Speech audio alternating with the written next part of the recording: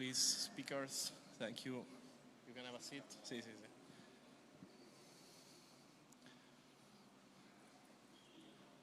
Amazing. Let me get the last mic.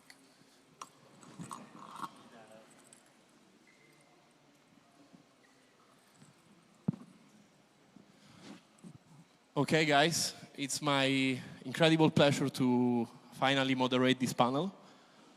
I've decided to do this panel, to try to organize this panel, because I got involved into Arbitrum for the first time as a student. So I was the first Arbitrum student ambassador in Italy ever.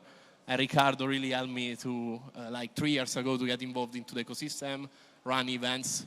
So I deeply care about the relationship that exists between institutions like universities, student clubs, all these kind of opportunities, and DAOs, crypto in general, ecosystems.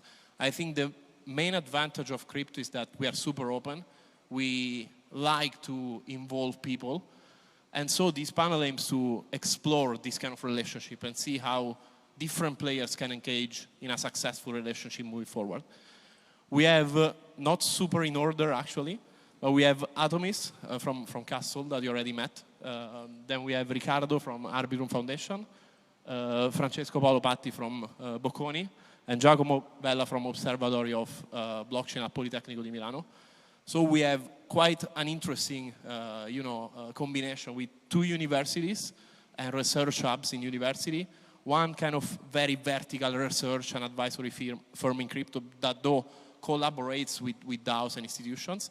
And then you have the Arbitrum Foundation, which is kind of the main organization that is standing behind Arbitrum. So I think it's going to be a very interesting discussion. And I would like to start with a quick introduction on all the speakers. If you, Atomist, you can start maybe. Okay, it's okay. Okay. Hello, everybody. My name is Giacomo Vella, and I'm one of the director of the Blockchain and Web3 Observatory at Politecnico of Milano, one of the main technical university in Italy. Thank you. Hi, I'm Atomist, founder of Castle Labs. I spoke a bit earlier. We're a key delegate and service provider to Arbitrum, along with many other ecosystems. Hi everyone, my name is Ricardo Gordon. I'm community admin for the Arbitrum Foundation. I joined the foundation back in July 2023, and I basically manage the entire community on Discord. I also engage with them on Twitter. I work very closely with all the ambassadors that we have. I'm going to talk a little bit more down the road. And yeah, also customer support here and there, a little bit of marketing, and yeah. Hi everyone, I'm Francesco Patti. I'm a law professor at University Bocconi here in Milan, private university. I'm also director of Master in Law and Technology, where I teach law of blockchain and crypto assets.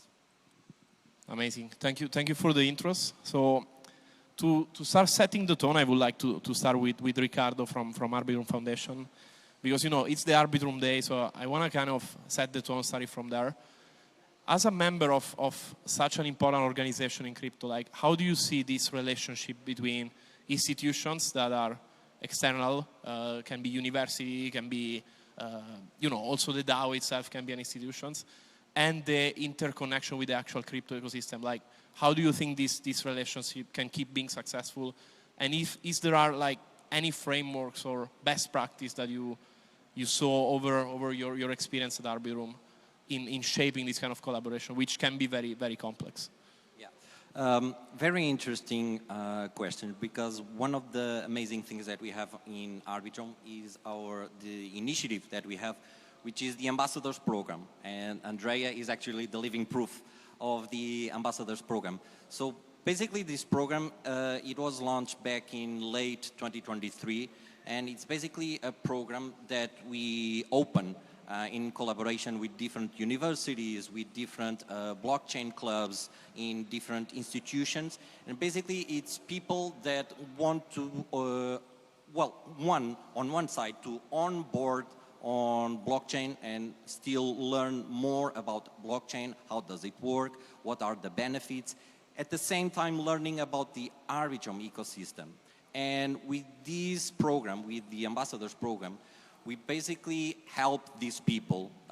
We educate them on one hand, and on the other hand, we empower them. One example, Andrea joined to the Ambassadors Program back in 2023, and basically Andrea wanted to go to events, and already he was a student back then, and he wanted to host events to talk about Arbitrum, or even be a speaker at an event and talk about Arbitrum.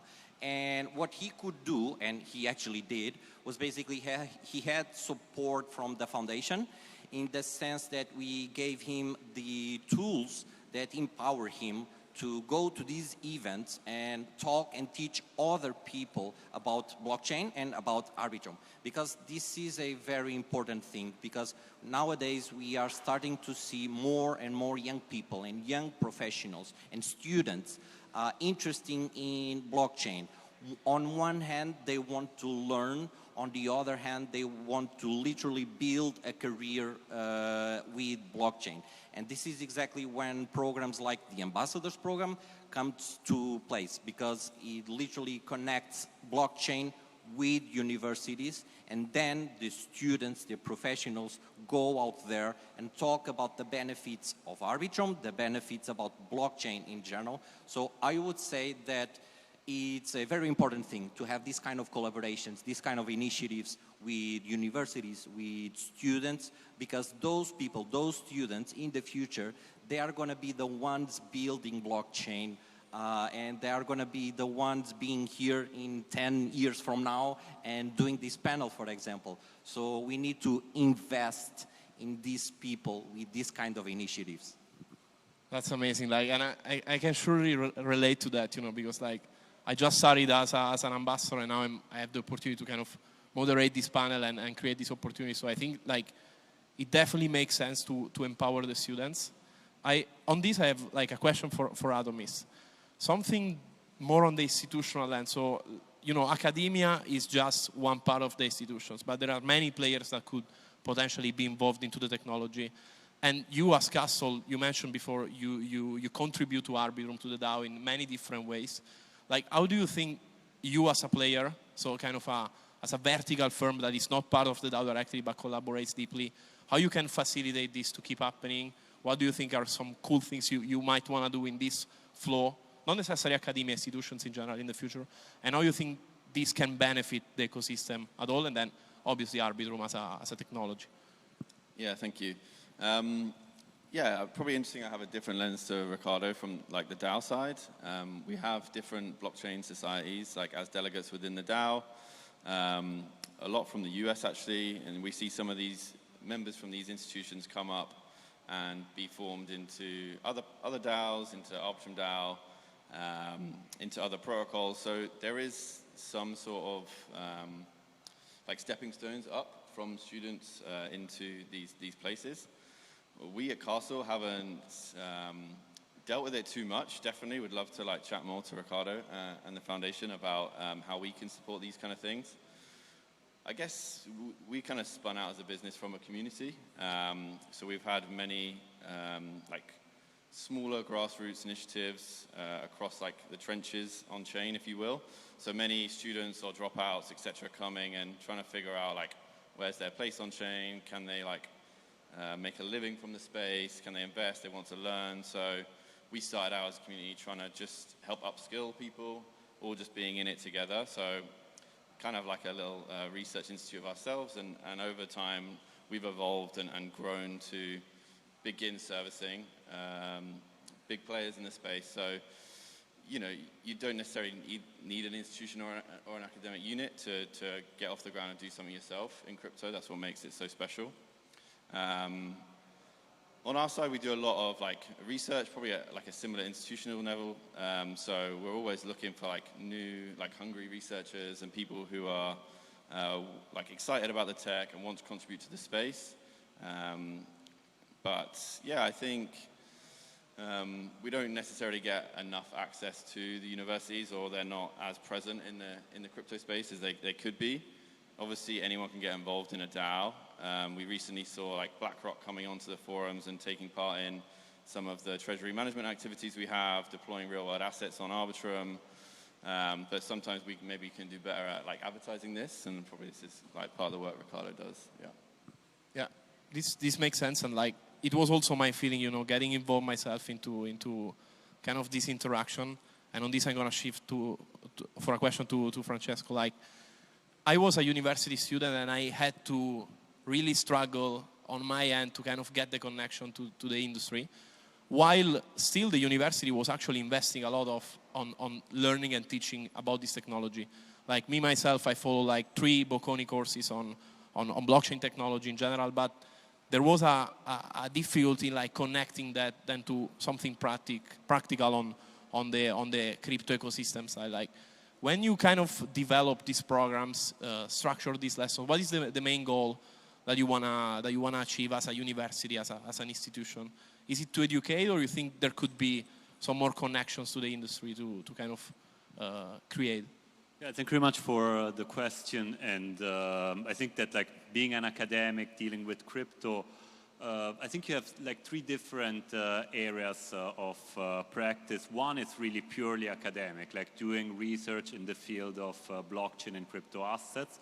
So producing papers that are really specialized on different topics, which can be legal topics, as in my case, or it can be development of technologies, it can be monetary policy, like you can really write whatever you want. And here, like I agree, often there is a bit of split between like the practical usage and the theoretical discourse, which not always is aligned with what happens on chain. But I think that there must be more communication at this level. Sometimes we have also industry players that are really very good researchers that started from the university and developed then things that are applied on chain.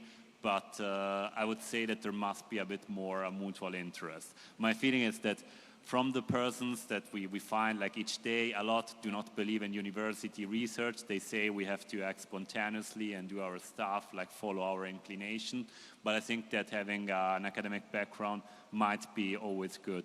And then there is the teaching. And here I have to say it's really challenging, like teaching a blockchain topic at the university, because you deal with groups of students that normally do not know much about blockchain. And so like you have to start with a prior knowledge that they don't have, and sometimes it's not so exciting. And so I see that like when you talk about artificial intelligence, it's very easy to engage them. When you speak about blockchain, you see that they are often lost. And you have always like 2-3 persons in class that are particularly passionate. I imagine in the case of Andrea, it was Andrea, that so follow you, whatever it happens, and they know more, and it's also boring for them. And so you have to find a middle ground in order to bring them with you, and it's not always easy. And so my feeling is, yes, there are people that know a lot that find it a bit boring, others that discover a new word, and I think the message is trying to be in between and have all the students together. There is then, I want also to mention the fact of the association. Like at Bocconi we have a students association, and Andrea, he did not tell it, but he was like the leader of this association. There I think it's very beautiful because it's a bottom-up approach where like students engage together. Some of them know more. They're also in contact with professors. And you have a crowd of people, which is not enormous, but so to say, they disseminate a bit of knowledge among the university, and that's very effective. Yeah. I agree with everything you say. Like it must not be easy at all to kind of teach blockchain in a university that is focusing on finance, economics. Like there is a lot of different things, and this technology is very, very deep. But I believe that this could improve on the coming years, and I think opportunities like this can facilitate this connection. Moving to Giacomo, managing kind of an observatory that is deeply focusing on research on blockchain and also collaborating with existing companies in kind of helping them navigate this world. And those might be traditional Web2 or finance companies. Like, what is your main focus, and what is kind of a successful project that you have been working on? Do you think it's really benefiting the technology at the high level thanks to kind of your interaction? So thank you for the question. So linking all together, so the connection between companies, students, academia, teaching. We try to do everything inside the observatory. We started in 2017 by working with companies, Web2 companies, mainly at the beginning. Now we have also some startups, some Web3 company that is working with us.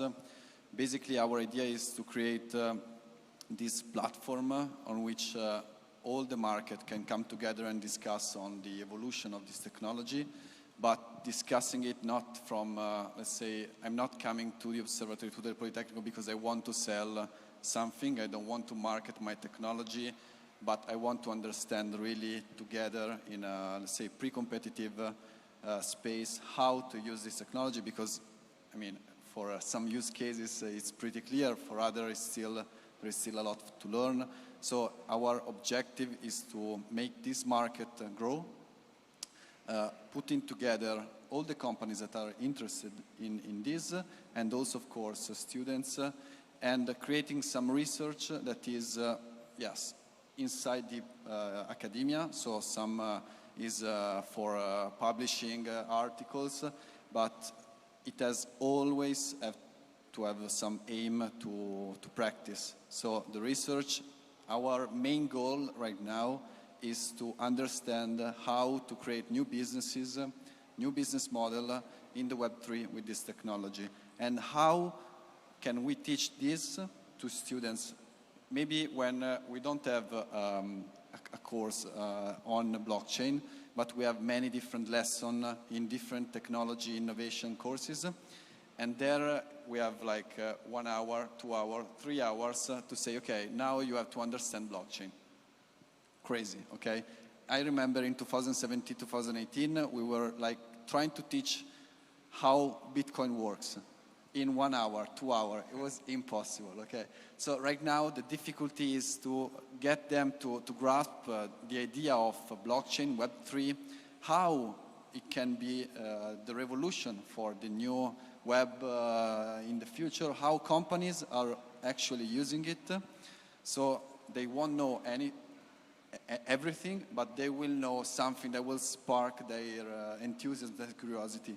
And then the last part is to create this connection with companies. So we always invite companies during the lecture to say, okay, but now we are teaching, but now give your experience. And always we try to create the connection between students that maybe are doing the thesis with us and the companies that are working with us at the observatory. So this link needs to be created for sure. Yeah, I think that's super interesting because, you know, the challenge I had when I was kind of a student learning this technology at the beginning was like, okay, this is nice, I can understand it, but what in practice this could mean as a job, you know? Because like we are involved in the industry 100%, so for us many things are obvious, you know. It's like today we are here because a DAO granted us a grant for organizing an opportunity of this kind, but this is something that a normal student couldn't really picture for himself. So I think there is a lot of work to be done in connecting the theory behind the technology and why blockchain should exist, and then the practice, what you can do in this technology as a professional without needing to understand 200% of it. So I think that's a very good point. Shifting to Ricardo for the next question. As a technology company, so as a layer 2 on blockchain, so we have seen with Lorenzo all the insights, all the possibilities a builder can have. How do you think we can better bridge the gap with students or people that want to get involved, ideally, to get involved into this technology without understanding everything? You know, like as a community admin, also someone that is very much in contact with the people that are part of this technology. How do you think this relationship can evolve in maybe 5 years, 10 years as the technology matures? How do you see people joining in a more easy way without needing to know much? Do you think it's possible, or it's always going to be a technology? It is going to be possible. And nowadays with AI, that's even more possible. Because people nowadays can simply use blockchain without knowing that they are using blockchain. Example, there's a social platform similar to Twitter which is called Farcaster. And with Farcaster, people and developers can literally develop mini applications that they can deploy on Farcaster, and they are working on Farcaster. And basically, they are using blockchain without using blockchain.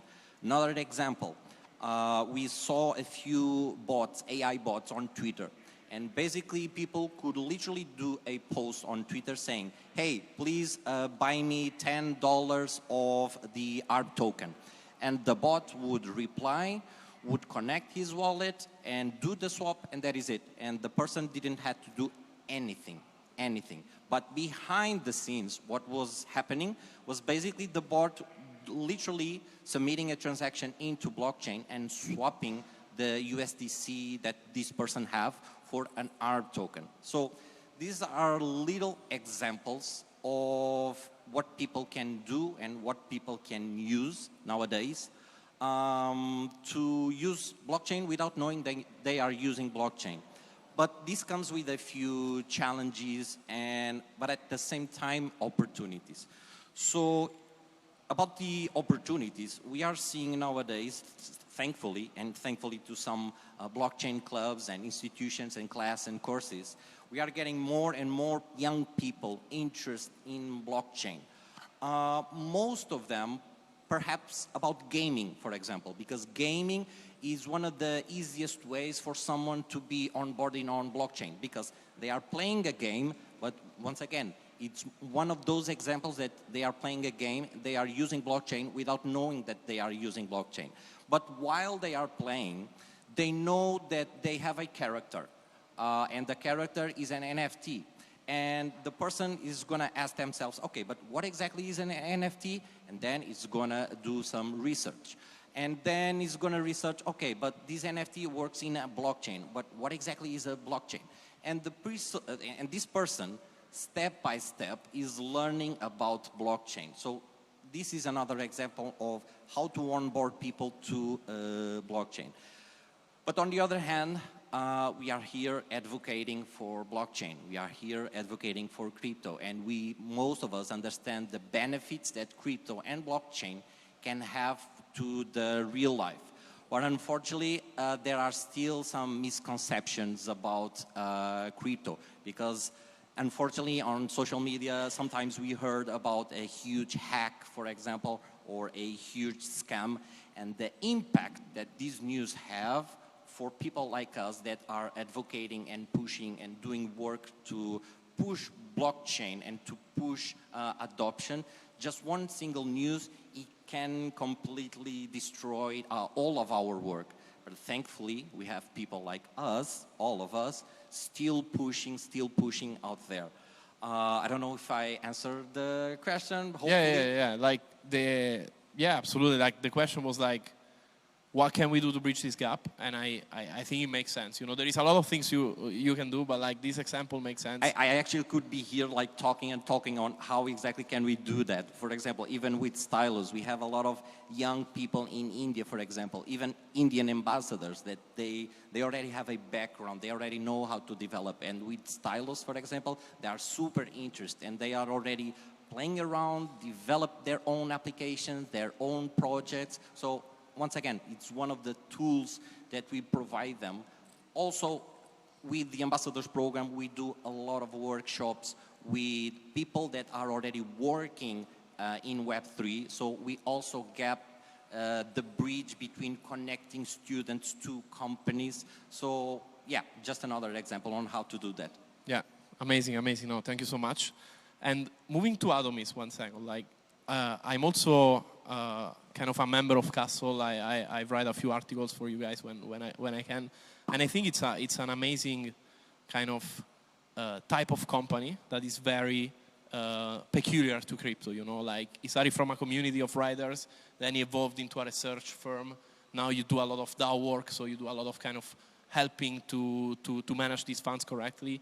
Like, if you would look forward in 5 years, as the technology evolves, how do you think like an organization like Castle might evolve as the technology keeps evolving? Like, you think your role will still be very vertical into like research, helping DAOs to achieve their goals, or it would also open for more kind of broader, more traditional kind of services? Like, how do you see your role that is very vertical, it's super important for the industry as of now, evolving while the industry matures and these topics become more easy for people to understand?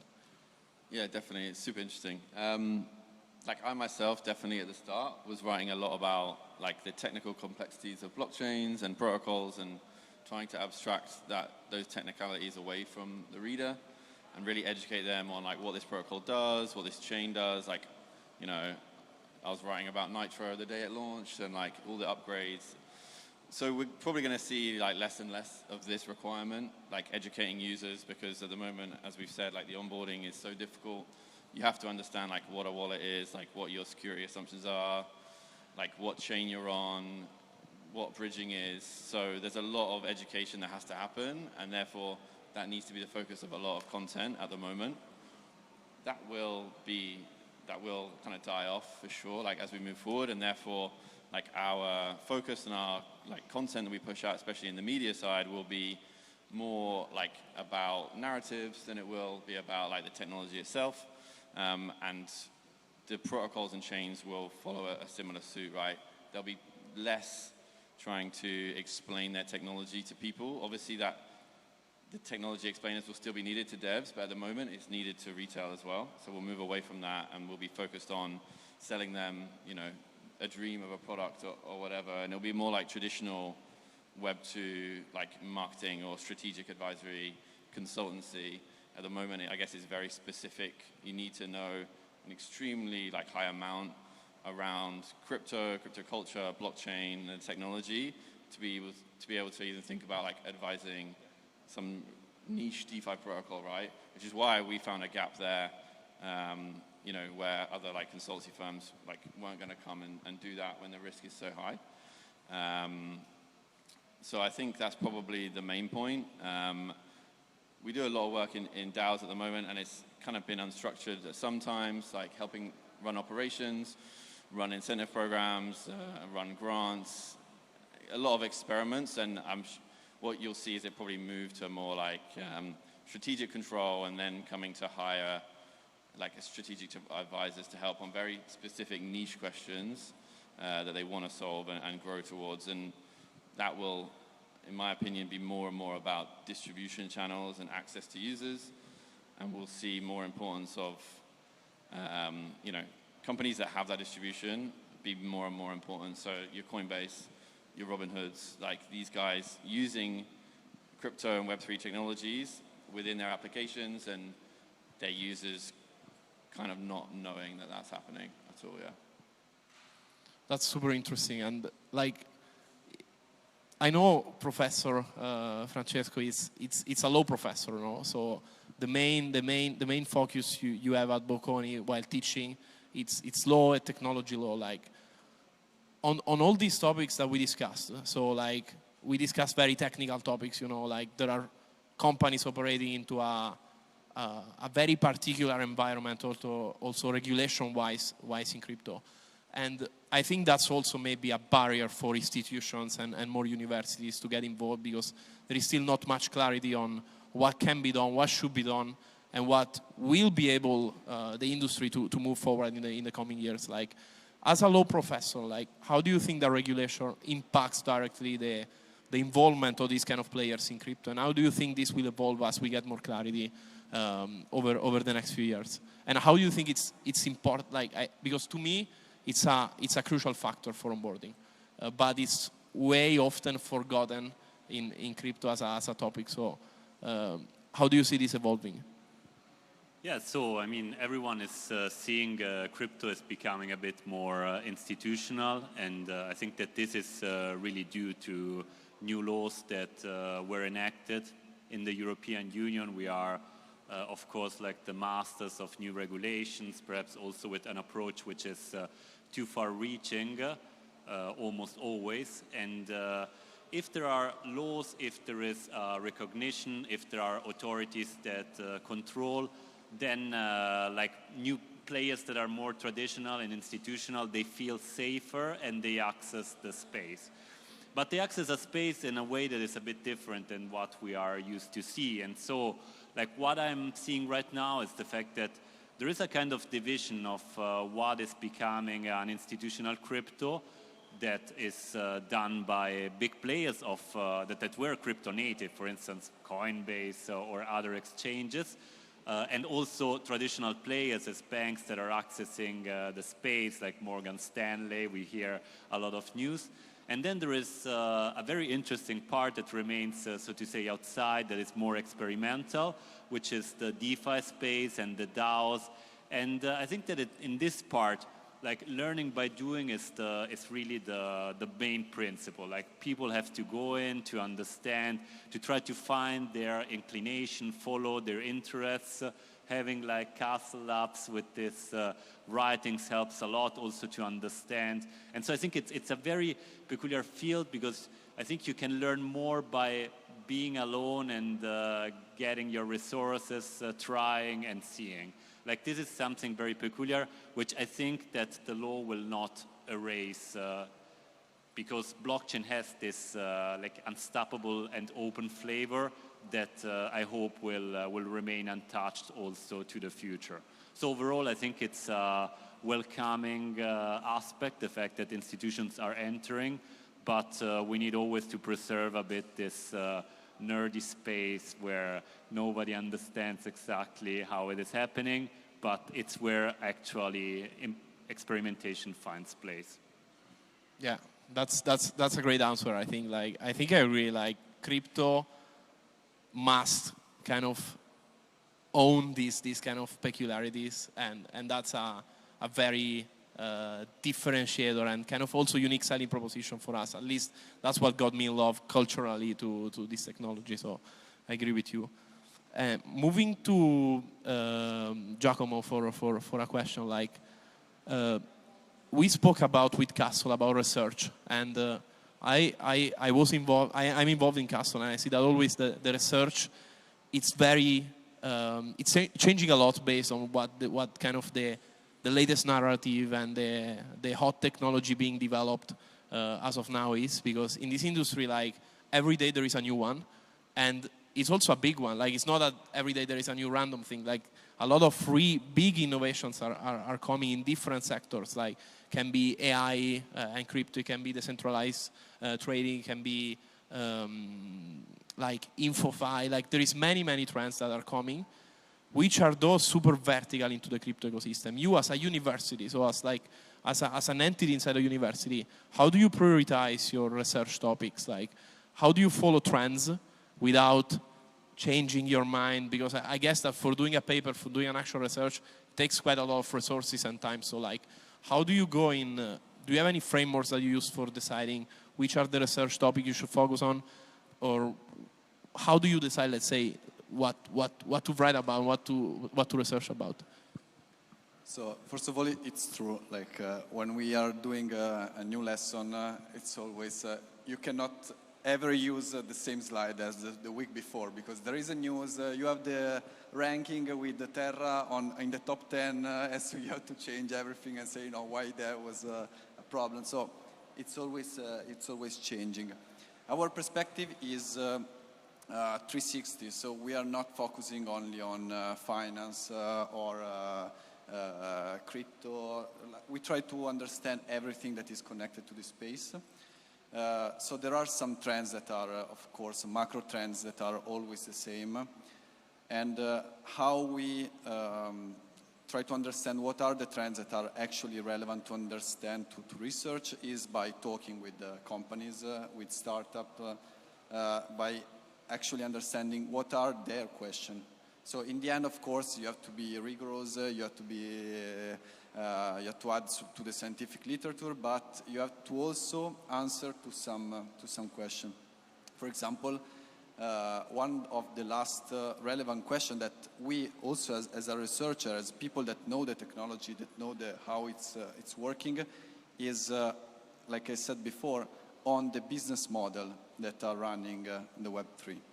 Because in the Web3, we are used to talk about decentralized governance, DAOs, we usually talk about money Legos, about composability, startups that are deciding to be as small as possible to be integrated by other protocols, for example. And you have to try to speak in the common language when you explain these things to companies, and try to understand really how can they use this innovation in the management, not in the technical side. Because otherwise you will see the trend of NFT and companies selling NFTs only to get the cash grab, like some money fast. Or try to create their DAO, but not really involving the community in a relevant way. So this is our main goal right now, trying to understand actually how to use this new trend and to innovate how business is done. Of course, there will be some startup that will be the next unicorn coming from the Web3.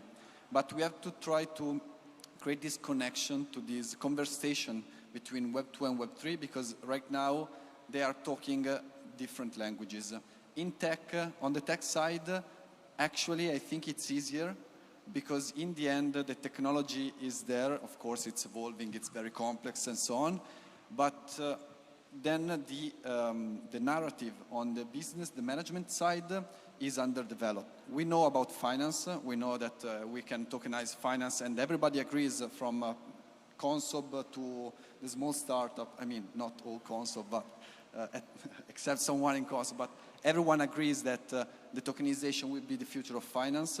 We know that institutions are coming into crypto, but except for that, and away from the hype of the past year of NFT, if you go ask to another company that is not the financial sector how they can use blockchain, they will say maybe traceability in the supply chain, so something that we saw 5 years ago, and that's it. It's very difficult. We work, for example, there are some companies, so some positive aspect. For example, we worked with Enel in their EBITS project. I don't know if you heard, that is an example of how to use tokenization maybe away from the financial sector, in the energy sector. So we hope to see more and more companies from other industries to try to understand how to work with this technology. Amazing, yeah. And I think like your position is a very interesting one, because you're bridging this gap. And you know, for who doesn't know, Enel is like the biggest energy provider in Italy. So it doesn't come to my mind a comparison abroad, but it's a very big player. Like it's a multi-billion-dollar market. And if they're using this technology, it means that they can feel that there is something to be discovered. Maybe it's not going to be this vertical specifically, maybe it's going to be a future one. But I think this effort of exploring this connection within companies that wouldn't ever think to have this, I think it's a great exercise and can add a lot of value to the industry. I have a last round of questions for everyone, a bit more on the personal level. We can start from Giacomo and then go straight. Like, what is the thing you're most excited about in this technology? Like leaving institutions, university, like this was the main topic of the panel. But like, I know it's an hard question to answer, but like, what do you think is the real value, or what you are personally excited about this technology, and how you gonna use what we just discussed, or what you're doing with your company, with your organizations, to make this happen somehow? Okay, I will stay in the academia in my role as I'm excited to actually go to class and say, okay, you know, this is the example of a blockchain application. You have it in your phone. Every one of you is using right now blockchain. So like I see other, I don't know, when you teach AI, okay, you have many examples. You teach every technology, you have the example in your home. When you teach blockchain, yeah, I mean, I don't want to speak about crypto all the time. I want to explain something new, something that actually people is using. So that is how I would like to see in the future, actually have some example that everybody understand, and then you can understand, okay, this is the innovation, the new technology is here, it is there, but coming from something that we see in our real life. Atomist. Yeah, probably like along similar lines, like around what we were talking about earlier. So like user experience and like interoperability in general. From my side, like from like a tech research side, wanting to see that develop, what like the final interoperability solution looks like, which is essentially going to enable like what Giacomo was just talking about. So where we see like Web2 companies or Web3 unicorns coming and building and accessing these wider markets of users. I was talking earlier about having to, like, we'll see our writing and content style change. We write in a certain way now because there's a very specific type of audience to write for, and they're crypto natives who live on Twitter, and you know, soon that won't be the case, and this interoperability technology and kind of the new user experience of mobile first applications and chain abstraction, account abstraction will enable that. I'll just add, like, I'm super excited about the like non-financial applications finding product market fit. I come from the energy sector, and I had to leave the energy sector and essentially work in finance just to be involved in crypto, right? So yeah, definitely a day I look forward to as well. I think the thing that I'm most excited for is, I can say in just one word, which is adoption. Because I kind of feel that we are witnessing nowadays the beginning of the mass adoption that everyone talks about it. Because we've seen recently ETFs, for example. 2-3 years ago, we barely thought about real companies nowadays already using blockchain, already using crypto. And I like the alignment that we all have, in the sense that I kind of feel that instead of bringing companies to blockchain, we should bring blockchain to the companies. How? Through many different initiatives like education, courses, university level, because like I said, those people can bring a new perspective to companies on how they can leverage blockchain to benefit from it. So yeah, I think this is the most exciting part. Yeah. Amazing. Okay, so on me, obviously, if I have to say, like, my personal excitement belongs only to me, because it's about the new law and how it will play out and applications. And so it's not, I think it's not so exciting for you. What I think is exciting for everyone is the fact that, like, blockchain is becoming more mainstream. Like, I remember when we had articles on the newspaper on Repubblica, it was the sell signal. Sell, it's over. Now you have basically articles every day, and so many people begin to speak. And this entails also explaining to people that do not know nothing about crypto and believe that it's just a vector of money laundering, to explain why it's a good thing. And I think that we have to be ready to explain, we have to be ready not to be shy, and to fight with our arguments, because that's the only way, I think, that will bring more people on board, and it's a task that everyone should take. Amazing. This was the last question. I don't know if you guys want to add anything to what we discussed, if you have any ideas that came to mind last minute. I'm gonna wake up to the audience and see if there is any questions. Still no questions in this room, guys. Come on, like, at least one question? No questions. Everyone wants oblige someone to pose a question. Okay, so it was a very interesting panel, but it was very optimistic about everything. Very optimistic about people learning, coming into the space and using the technology.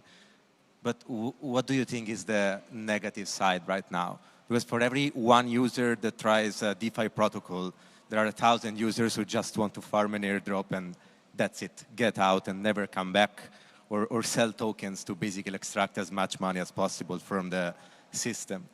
Incentives worked up until now, barely, and now it's starting to actually slow down. So how do we onboard people without incentives going forward if every token that comes out just dumps and nobody wants to farm it anymore? I don't mind take one. So that's a very interesting question, and it touches one of the things that I talk about, because that's the hard part. That's exactly the hard part. How can we bring those people to blockchain?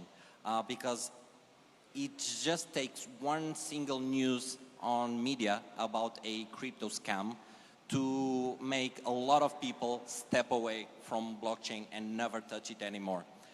How can we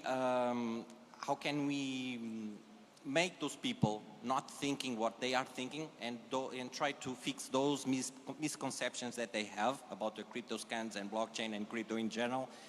Is literally through what we are doing, like initiatives, programs to make them see that blockchain is much more than those bad actors that they did those scams. It's literally trying to change people's mind and see that that scam they heard about it on the news is just a one-time thing.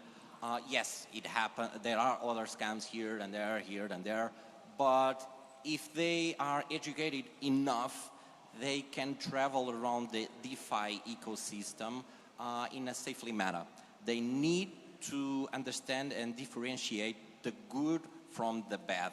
And yeah, how can we do that? Exactly through initiatives, programs, academia, research, connect, basically make them understand that blockchain and crypto is not a scam. There can be scams, but is not that. Yeah, perhaps if I can say, yeah, obviously there are a lot of negative things, we speak always about this growth, but we have an enormous dominance in Bitcoin, the rest is falling behind. And I have to say also, for instance, if you take the total value locked in DeFi, it did not grow so much like in the last years. I don't see it so much as a failure. I try to be very agnostic. I think that it's taking a direction. Nobody knows exactly how it will evolve, but it's there. So I think that one has to continue to follow it and try to explain that it's not always bad, but there are a lot of bad things. I think that, for instance, if we take the meme coins like explosion that we had last year, it's something which it's hard to describe. Like, people really think that like we are clowns or so. But in the end, it also revealed a bit what was the flavor of the industry. And so I would not say there are bad things. If you're really insider, it's not bad and good. But I think that one important aspect is always trying to develop and to ameliorate the technology. At some point, there might be an evolution that, so to say, brings everything together and unifies TradFi, DeFi. There will not be differences anymore. But I think that the direction should be the technological progress. And there, I think that we see only positive things. Yeah, I think we can obviously do things like this to help educate, but ultimately we need to back and bet on real builders who are really searching for product market fit and finding it and double downing on them. Definitely launching tokens and incentive emissions, just like cloud, finding PMF in general, and often we don't see the product hasn't found product market fit until it runs out of those incentives 2-3 years later. Generally, I like to see products launch and find that PMF pre-token, hopefully with some more push from the industry, some more initiatives like Blockworks released this token framework recently last week. We move towards betting on teams and investing in them heavily when they find PMF, not just inside of crypto, but outside of it, right, to the other user base. And essentially, we as an industry just need to, I guess, start saying no to those value extractive protocols that aren't bringing new, well, you can bring a new innovation, doesn't mean anyone's going to use it, right? So have they done their proper due diligence? Have they found their target audience that they're going to find? Have they validated their idea? And if they haven't, VCs need to stop funding those protocols, essentially, because as long as they get funded, they will get farmed. Yeah. Just to add, I think, again, repeating myself, we will have also to start building away from only the financial value. So I don't see a lot of people that that right now don't know blockchain, don't know crypto, don't know DeFi, that will be come on board in the next 2 or 5 years because they want to invest, they want to use DeFi. Okay, probably they will do, but from their banks or but the mass adoption will come also from a utility that will go away from only the financial side. So being able to use my wallet with token that are representing my diploma, my certificate, my house, my car, and then also I can use on DeFi, but that I can vote on my favorite startup, that I can use it for my, I don't know, ticket. So this kind of project I would like to see more, and also in Italy we had some project in this direction, but it was stopped by regulators, by the company itself. So sometimes it looks like it's easier to work on DeFi, to work on the financial part because it's more regulated and because you already have value inside the blockchain itself. So you don't have to create this link with the real world that is actually still missing 100%. So it's very difficult to link anything on the real world inside blockchain. And so that's also blocking the real utility for user probably. So this is a negative aspect. Amazing. By the way, I think it was a great question. So like, I just want to take 1 second to answer also. Like, I think the way to move away from the incredible farming that we have seen and the fact that you launch a token just to incentivize people to use our protocol is exactly to do what Atomist was saying. So build products that people want to use. Build products that make sense for someone, that solve a problem. Like we have seen it with Hyperliquid, it comes to my mind lately. They built a product that someone wanted to use and that was solving a problem for a certain customer. They didn't do any incentives, they didn't raise, they bootstrapped the protocol, and they are now one of the most successful ever crypto projects that was ever built. Just because it was a protocol that people needed for a specific use case, and I was solving a specific problem. That's why it was successful in my opinion. Then anyone can have a lot of opinions on that project specifically, but if we move towards building products that make sense, this issue that you just outlined will slowly not exist anymore. If we build products to farm users because we raised around and we need to reward investors, then we're never going to solve that problem. So we need to align these incentives more correctly as an industry. That's it. Thank you so much. It was an amazing panel. I hope you enjoyed it. Last t-shirt drop before the final one where we're going to give them all away. And then it's going to be the time for the next and last panel of the day.